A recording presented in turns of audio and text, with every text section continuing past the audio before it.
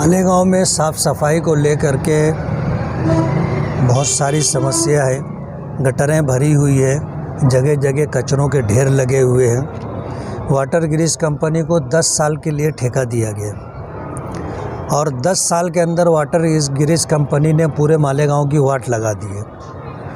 हमारी जानकारी में कुछ इस तरह की बातें हैं, सही भी हो सकती हैं, गलत भी हो सकती है, कि मालेगांव के बहुत सारे लोग जो सियासत से ताल्लुक़ रखते हैं, जिसमें ओहदेदारान भी हैं, ये वाटर ग्रिज कंपनी के अंदर जो है ये ठेके पार्टनर हैं और उनके पार्टनरशिप की वजह से पूरे शहर के अंदर जहां कहीं ख़राबी आती है, अगर उसको ठीक करने की कोशिश की जाती है, कोई ऑफिसर, कमिश्नर बोलो, डिप्टी कमिश्नर बोलो, उनके ऊपर दबाव बनाया जाता है कि तुम लोग इस तरह की कोई कार्रवाई मत करो। आज वाटर ग्रिज कंपनी के 200 मुलाजिमीन अपने हक़ के लिए लड़ रहे, उनको जो है वाटर ग्रिज कंपनी ने 200 मुलाजिमीन को जो है मुअत्तल कर दिया है, जिसकी वजह से जिनको मुअत्तल किया गया है वो भी काम नहीं कर रहे हैं और वो दूसरे लोगों को भी काम करने के नहीं दे रहे। ऐसे हालात के अंदर पूरा शहर में कचरे का अंबार लगता जा रहा है। तरह तरह की बीमारियां पनप रही। 67% लोग जो कच्ची बस्तियों में रहते हैं, हम पक्की बस्ती में रहते हैं, हमारे लिए मुश्किल हो गई है। कच्ची बस्ती में रहने वालों के क्या हालात होंगे आप अंदाज़ा कर सकते हो। इसी मुद्दे को लेकर के आए थे। हमारे कमिश्नर साहब भी जो है करीबन 15 दिन से जो है कारपोरेशन में है नहीं, जिनको चार्ज दिया गया है आज वो भी नहीं।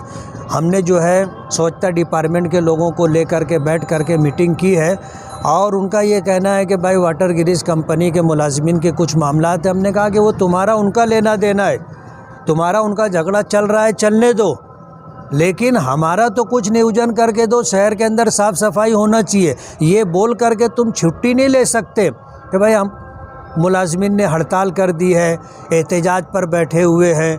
इस तरह के जो भी मामलात हैं वो कानूनी तौर पर जो है नहीं है वो तुम देखो, शहर के अंदर साफ़ सफाई का नियोजन करके दो, वरना क्या है आज सारे कारपोरेटर अपने घर बैठे हुए हैं। एक आमदार होने के नाते सारे शहर के लोग हमारे पीछे पड़े हुए हैं। हमारे घर में कचरा ला के डालने की बात कर रहे हैं, घर ऑफिस में कचरा ला के डालने की बात कर रहे हैं। ऐसे हालात के अंदर अगर कारपोरेशन अपनी ज़िम्मेदारी पूरी नहीं करती है और कोई नियोजन करके नहीं देती है तो शहर के हालात तो बहुत ख़राब हो जाएंगे। प्रशासकीय बजट आने वाला है, बजट में हिस्सा लेने के लिए सियासी लीडरान आ रहे हैं, तो आप भी इसी सिलसिले में आए थे क्या? नहीं, हमने तो ये आज अभी आने का मुद्दा हमारा यही था, शहर की साफ़ सफाई को लेकर के। आज तर्जुमान उर्दू के अंदर मेन हेडिंग है, उसी को देख करके और शहर के अंदर जो हालात है उसको देख करके हम उसी मसले पर आए थे। सिक्योरिटी गार्ड से जो मामलात हुए हैं सर, वो क्या मामलात थे? सोशल मीडिया पे भी अब तेज़ी से वायरल होने लगा है। नहीं, वायरल तो होगा ना, सोशल मीडिया पे ये चीज़ वायरल होगी, ठीक है। कारपोरेशन में उल्टा सीधा करने वालों को सिक्योरिटी की ज़रूरत पड़ती है, गलत काम करने वालों को सिक्योरिटी की ज़रूरत पड़ती है। सिक्योरिटी गार्ड जो है जानने के बाद, पहचानने के बाद रोक करके बेइज्जती कर रहा है तो हुज्जत बकबक तो होगी। तो इस मामले में आप कुछ कार्रवाई करने वाले? नहीं, कोई कार्रवाई नहीं करेंगे। कुछ लोगों ने ये भी कहा है कि सर दाढ़ी टोपी वालों को ही रोका जा रहा है और देखने में भी वो बात सामने आई, तो क्या ये सही है? नहीं, मेरे साथ तो हुआ है, मुझको पहचान करके और जानबूझ करके रोका गया। जाहिर बात है ये अच्छी बात नहीं है।